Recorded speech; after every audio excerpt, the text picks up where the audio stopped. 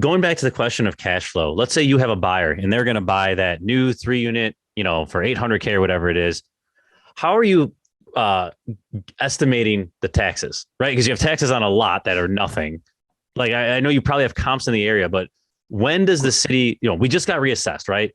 So do they have a few years before the city really comes down on them? Like, do you have a little bit of a runway there? Like, how does that Tom, work? that is such a great question. So I have an attorney who focuses just on tax stuff, and even his he's often wrong. And he said it's there's no rhyme or reason why Chicago does what they do.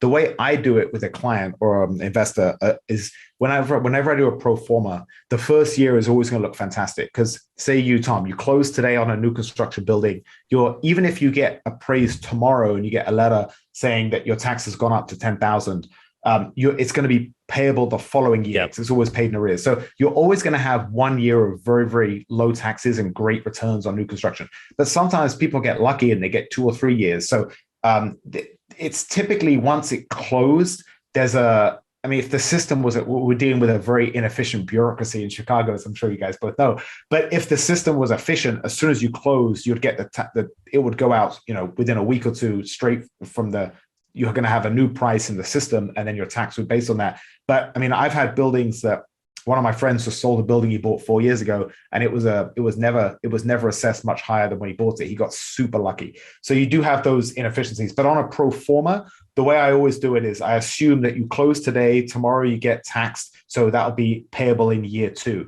So on the pro forma, year 1 is going to have really cheap tax, and you're going to have market rents. And then year 2 is going to have, I always run the same market rents, assuming there's no increase. So that's kind of you're running conservative numbers, because I'm sure the rents will be a lot higher in a year than they are today. And then your tax is going to go up too. So on the north side, another reason that I don't love north side new construction is, it's 2 to 3% of a building. So an $800,000 building can be a $20,000 tax bill. It's outrageous.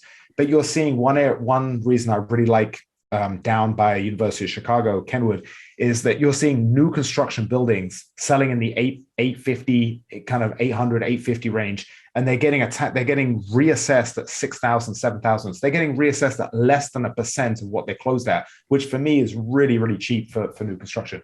So I don't know if there's some formula that my tax attorney doesn't know about, or if there's no rhyme or reason, but you just always get a huge tax break investing in the south side of the city.